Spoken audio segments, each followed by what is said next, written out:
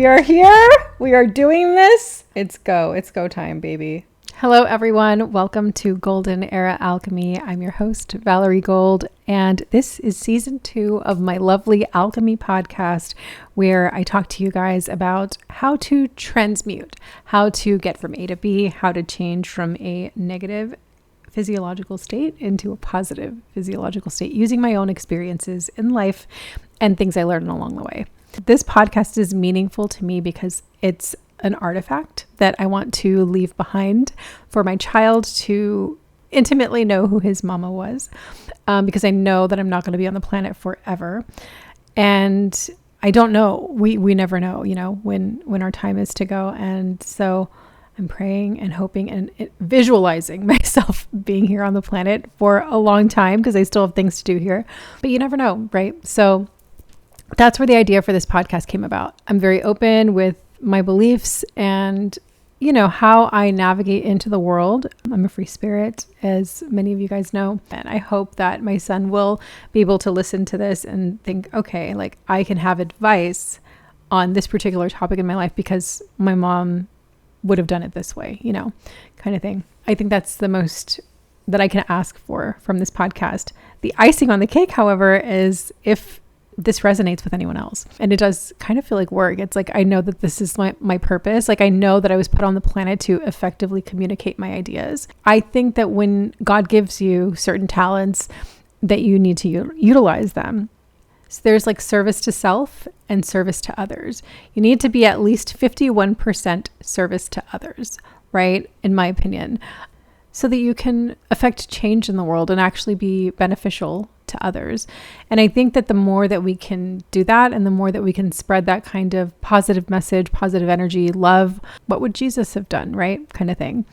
So I'm here doing my part and sharing what I consider to be my gifts, talking, communicating, and just delving into the questions that we all have, but maybe some of us don't really know how to get those questions answered. I just kind of want to talk about in this first episode what we're going to cover and what you can expect for the rest of the season.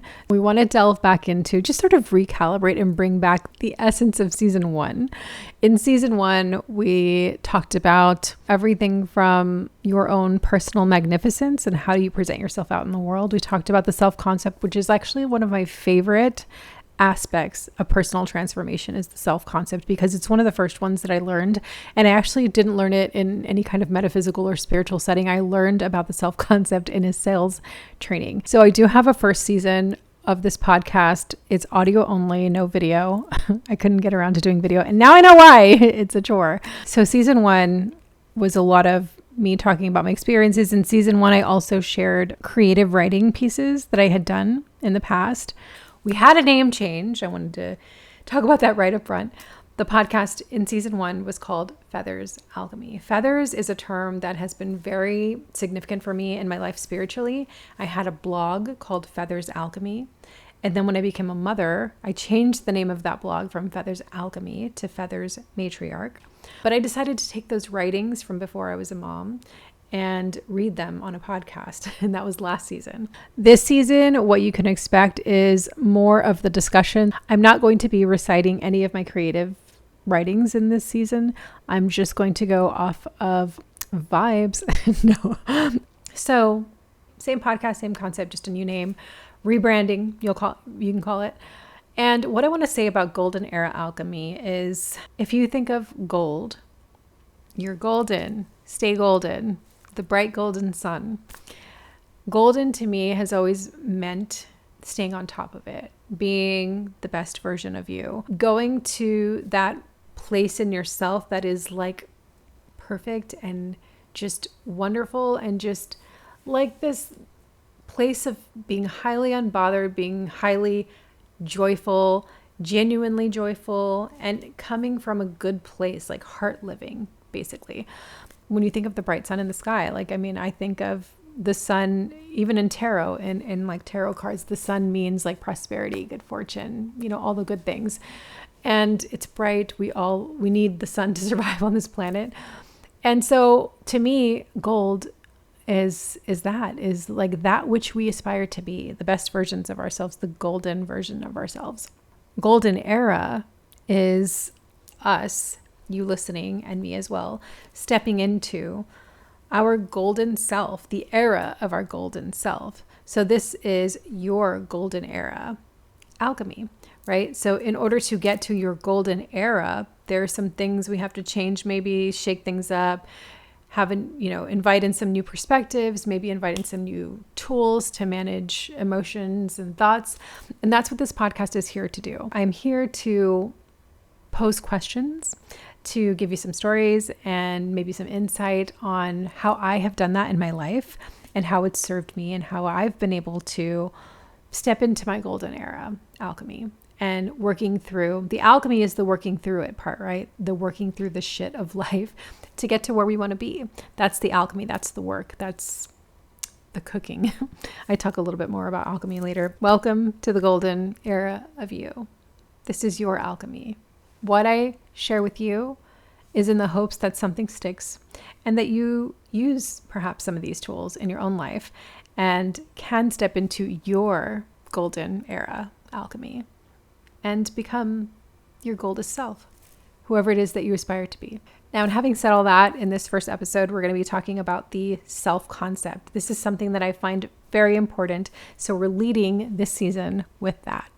We're going to go through this season and talk about all the things, emotional alchemy, transmutation. I'm going to talk a little bit about matrescence and my journey with depression. We'll talk about anxiety, anger, shame, all of it, and we'll delve deep. But the self-concept is something that's so foundational that I feel that we have to understand it as human beings to be able to know where we're at, right? Like if you're going somewhere and you're aspiring to be someone and you are working to get there, we also still have to know who we are at our core right now. So to know what it is that we need to move and shift and what perspectives need to die out for us to become our goldest, highest versions of ourselves, to get to that idealistic version that we aspire to be. So the self-concept, I was doing a sales job back in my early 20s, and one of the sales manager there suggested Brian Tracy. And I'd never heard of this man before. And now I'm obsessed. I love him. He is also borders on the spiritual, even now in his later teachings, in his later years. But in his early years, he was like a total sales stud. Like he wrote a book called The Psychology of Selling. And it really just, it's amazing. It's amazing for anyone, even if you're not in sales. But I am in sales, and I've been in sales since I was in my 20s. So it was extremely helpful, but one of the topics that he covers in The Psychology of Selling is the self-concept. The self-concept is who you are in the world, how you see yourself, who you want to be, and how you feel about yourself. And if anything in your life jars you or fucks that up for you, like dating a narcissist, that can do that, or just, things that happen in life. Like if any one of those aspects gets skewed, everything gets skewed, because this is the basis from where you operate, right? So your self-concept has 3 components. The self-concept is comprised of the self-image, the self-ideal, and your self-esteem. Self-image is how you present yourself to the world, how you see yourself. Am I a vegan? Am I, a gym person? Am I a yoga teacher? Like, how do I carry myself, and what are the things that make me me, right? Like, what's my favorite color? Like, what do I like to do? What will I absolutely not watch on TV? Like, what music do I like? How do I see myself in the world? Like, this is who I am.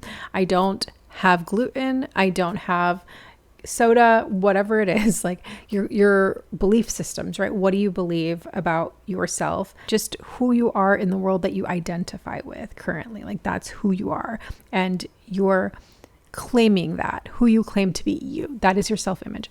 Your self-ideal is this version of yourself that you want to be, that you aspire to be. So maybe some of us may not even have that in solidity, right? Like we may not have that idea concrete. We may not know exactly who it is that we want to be. Maybe we have like some portion of those aspects of who we want to be eventually. And I think, and I have advised this in season 1, is to write it down, perhaps create an alter ego. Valerie Gold is my alter ego.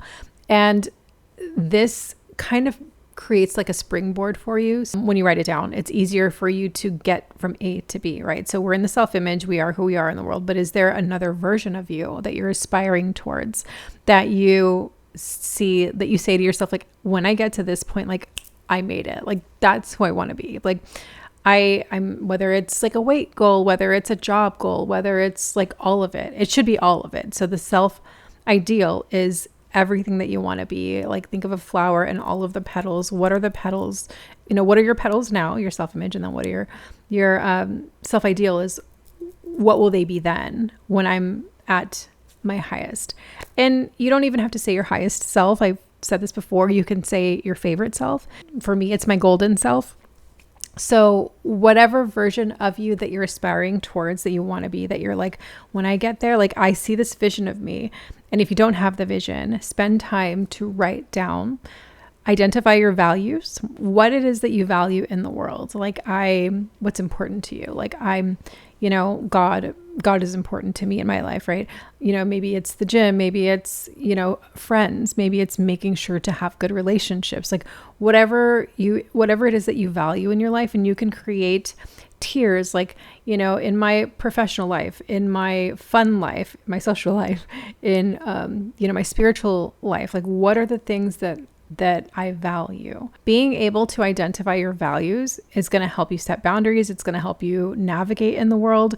And it also is going to help you know who you are now and know who you eventually want to be, right? So it's really important to, in this podcast of personal development, I highly recommend creating a list of your values. I highly recommend creating a list of, aside from your values now, and then the values that you want to have. Because I think that connection from the self-image to the self-ideal is connected through values and what you want to be, who you are, all the things. But also in your self-ideal, making sure that you're writing what that person is wearing, what that person is doing in the world for a living, what that person does for fun, right? All the things, like, do I want to have more friends? And maybe you're a person who's like, I don't need any friends. But let me tell you, the best thing to happen to people is other people. The worst thing to happen to people is other people, right? But we don't grow in the world. We don't grow on this planet. We don't expand ourselves, our beingness. We don't expand that by being afraid to connect with others and choosing not to connect with others, because connecting with others allows you the opportunity to grow, to learn lessons, to get hurt, to love, to be propelled in a certain trajectory, perhaps something that you've been wanting to do. Obviously, know your limits, know your boundaries, all of that as well. So going back to the self-ideal. The self-ideal is who you feel like you'll be when you've arrived, when you're that guy, that girl. Like, I'm here. This is it. This is what I'm doing. And somebody that you're extremely proud of, somebody that you love dearly. And it's more like a pride and less an ego, if that makes sense. Like, it's more like a proud self-esteem moment versus like, I'm a badass kind of thing, where we step into ego, which is, the ego is good for certain things. The ego is good for self-preservation, but the ego is not meant to propel you to a state where you feel like you're better than anyone. Moving along to aspect 3 of the self-concept, the third component of the self-concept is your self-esteem. Your self-esteem is, how much do you like yourself? I was thinking about this recently. Self-love is very different than self-worth. You can love yourself. You can say, like, I love myself, but you can also love yourself into a victim mentality and say, I love myself so much, I'm trying to protect myself, but nobody understands me and the world is awful and all the things, right? You can become a victim in self-love. Self-worth is different. Of course, have self-love, but with self-worth, you are the one determining your value on the planet. You are the one saying, I am worthy.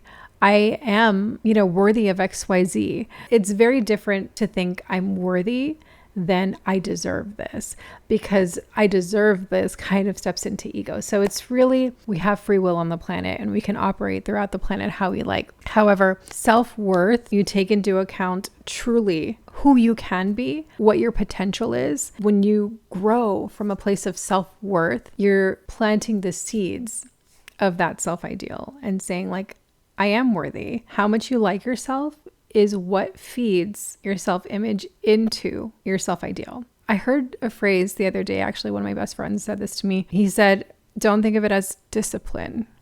Think of it as devotion.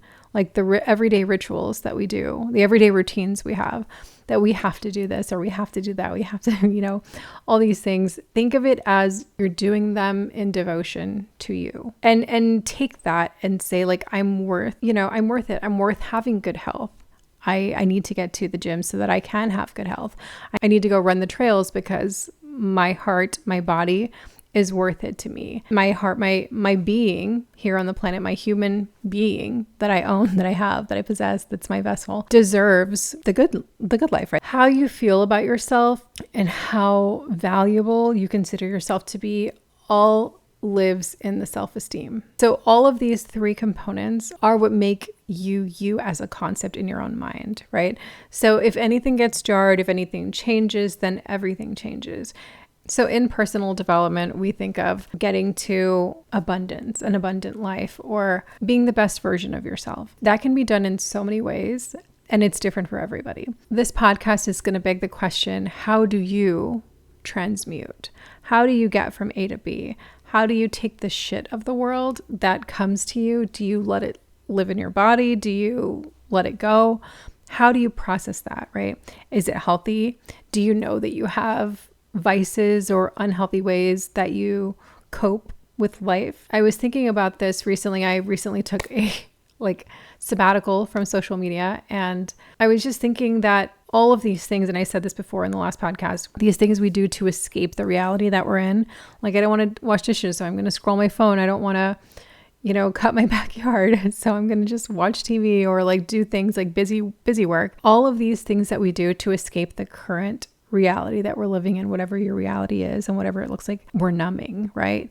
And anything could be numbing. And I thought, okay, well, I don't ever want to be the kind of person that has a vice. Like me personally, I stopped drinking alcohol. Well, really in 2014 is when I stopped, but I did come back to drinking for a little bit, maybe 5 years. But it was a lot lighter than it had been in previous years. And I always just thought I don't ever want anything to have that strong a hold on me where I can't overcome it. I stopped drinking. I gave up soda 1 year. Soda is probably my biggest addiction right now. So, what are your vices? Are you currently working on removing any vices? Are you happy with them? If you really thought about it, what are the things that you do to escape or to cope? Maybe even ask yourself, what am I doing to cope? And maybe you list out all of the things that you do to cope with everyday life. Like maybe I take CBD, maybe I do cannabis, maybe I do mushrooms. I actually have recently been partaking in psilocybin. However, I don't partake in it to cope. I very rarely do it now, and I do it only when I want to tap into something spiritual. Not that that makes me any better or different than anyone else, but ask yourself, what are you doing to cope? And is there a way for me to instead be present? What am I avoiding is a really good question. What is it that I'm avoiding? What work am I not wanting to do in this moment that I'm scrolling social media or whatever the case may be? I know that it can be different for everyone. I think also in figuring out who it is that we are and who it is that we want to be, obviously the question of what my purpose here on the planet is. Obviously that question comes up for a lot of people. It comes up for me. In real estate and sales, we say, what's your why? What's your why? What propels you?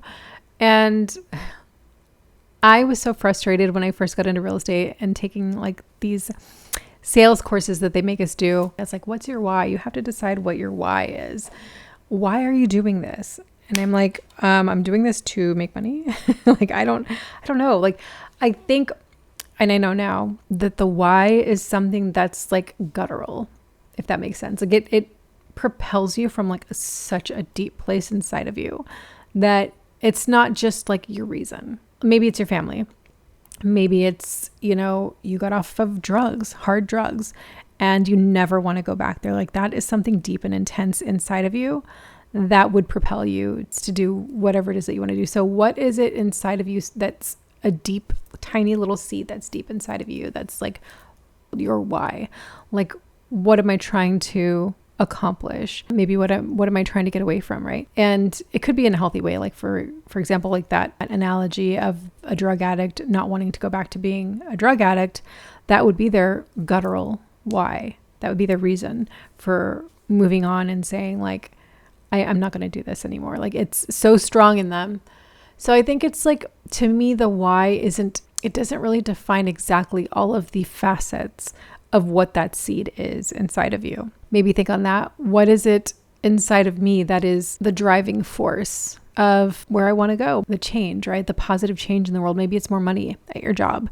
Maybe you had your car repossessed and you never want that to happen to you again. That's happened to me. Then it was awful. I'm like, I never ever want to go back to that ever again. You know, in my case, like my why is I don't want to be a poor little hungry kid that I used to be growing up. And nothing shitty on my family. My parents like did the best that they could, but we were not far from poverty.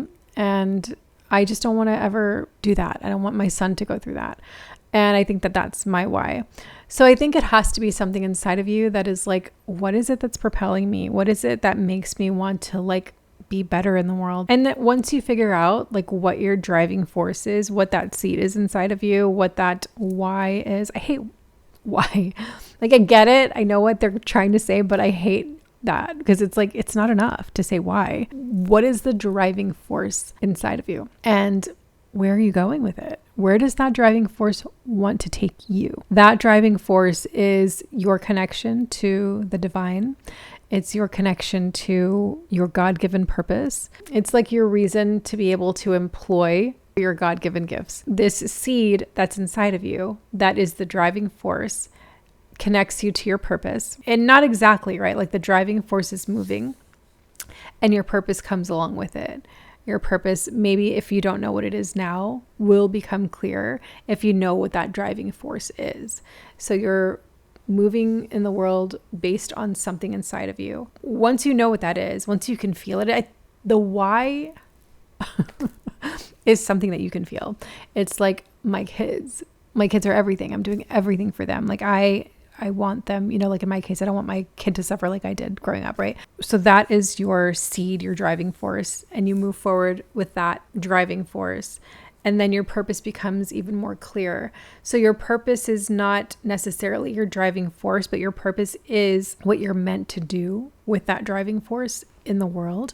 And maybe it's not on a grand scale, like maybe it's not on a mass scale. How are you going to affect change in your immediate world, right? So the driving force is propelling you. Your purpose is how you're going to affect change in the world, whether that's your world or whether that's the world at large. And that purpose is a God-given purpose. Maybe you're changing lives in the job that you do. Maybe you're meant to help others, you know, on a really small scale. Maybe you have like a nonprofit that you're working with or a hobby that you do. That could be your purpose. One thing I wanted to say before my brain loses it, I was in a yoga class the other day and I say the other day, but it's been a while because I actually talked about it on my last podcast. I was in this yoga class and the instructor, who's actually a good friend of mine, was like walking us through getting into the practice. And she says, you know, close your eyes and think of an intention for the practice, which is not an uncommon thing that yoga teachers will say. And the word that came to me was convention. And I was like, God, what do you mean? Because I am very unconventional and I don't jive with the word. I was like, convention is not something that I would choose to have as an intention, but it didn't seem like it was chosen by me. Like, I know this is funny and maybe we can talk about this in another podcast, maybe, but I'm extremely intuitive and I do sometimes get these like little messages from God. I know that sounds crazy, but in this thing that came to me during the yoga thing, it was like instant, right? And I could see the word CONV. And then I was like, what's the rest of that word? It came to me right when she said it. She said, choose an intention for the practice. And the word was conventional. I could see it forming in the forefront of my mind's eye. And I was like, conventional? The hell? It was actually convention is the word, convention. And I was like, convention is not something that I would, like I said, have as an intention, but it's like also something that like I never really thought to identify with. I have been for my whole life busy trying to find the best version of myself, trying to find God, trying to find what it all means, you know. That has been something that has been with me forever, like since I was in high school.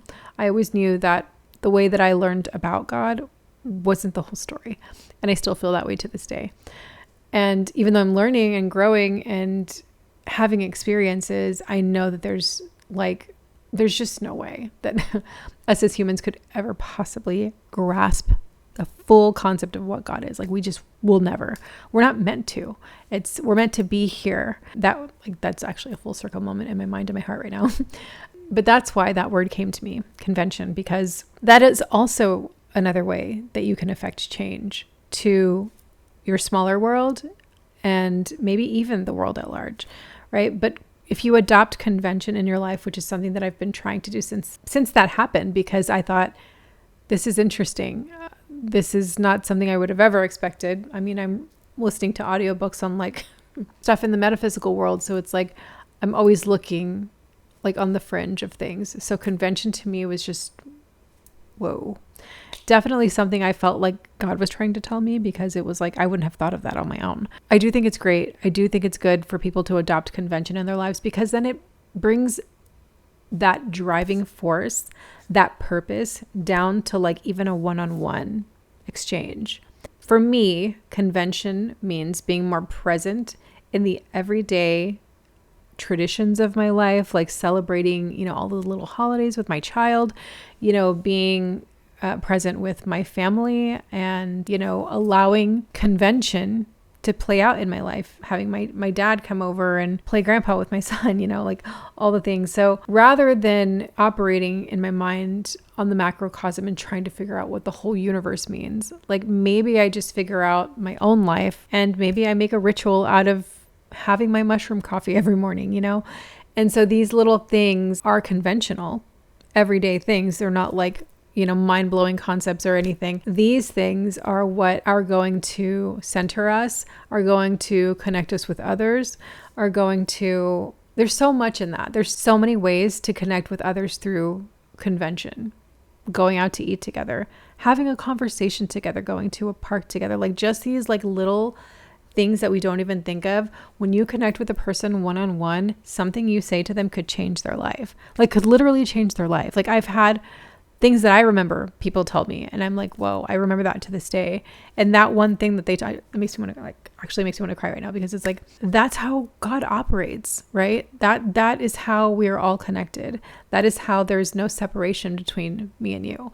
When I get somebody who told something to me like that a long time ago, and it stays with me and I remember that, it doesn't just come to me and I'm like, oh, I remember someone said, no, that person saying that to me stays in my brain, and then throughout my life, it'll come up in other ways and I'll remember what they said.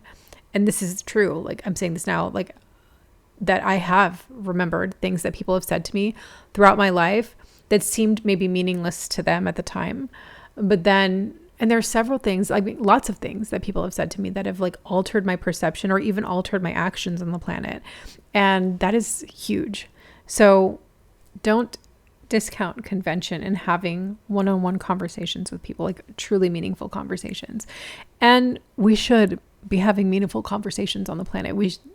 At this point in society, we should be looking to connect with each other on basic levels. And so I love that word came to me. But anyway, let's recalibrate and wrap up this one, because I don't want to go over too long. But so in coming back to talk in season 2 for you guys, I really just wanted to think of all the things that are important to me and what has helped me transmute. In another podcast, I'll talk about my story with depression and how I overcame that. We'll also talk about different ways to transmute. We talk about emotional alchemy. Like imagine, when I think of alchemy, I think of cooking. I don't know why. The visual that comes to me is bacon or like sizzling, right? In a pan. It's so weird when It's hilarious actually. But when I think of alchemy, that's what comes to me is like cooking in a pan, and I can actually hear like that to me is alchemy, because you're changing something from one form into another. And I just love that so much. But anyway, so that's the whole goal of this podcast, is just to give you little seeds that can like maybe stay in your brain, and maybe you can be like, oh, I heard this on Val's podcast. I'm going to try XYZ, or I'm going to not do this, or I'm going to try that, or whatever. That would be great. It's for myself, but it's also for me, right? Like this gives me a great outlet to be able to share who it is that I am in the world. And hopefully that helps someone out there who decides to listen. But anyway, thank you so much for tuning into episode 1. I am so stoked to be back. Thank you so much for giving me your time and your ears and your eyes. I am so glad to be doing this. I will see you on the next episode. Let's go, season 2. Hey everyone, thank you so much for tuning in to this week's episode of Golden Era Alchemy. I hope you enjoyed the podcast. Really quick before you go, I wanted to let you know I made something for you. If this week's episode resonated with you in any way, click the link below, drop your email. I'll shoot you over a PDF full of prompts covering everything we talked about in this podcast. And it's quick, easy, free, and you'll be on your way to transmuting and alchemizing. Again, thank you so much for tuning in, and I will see you guys in the next podcast.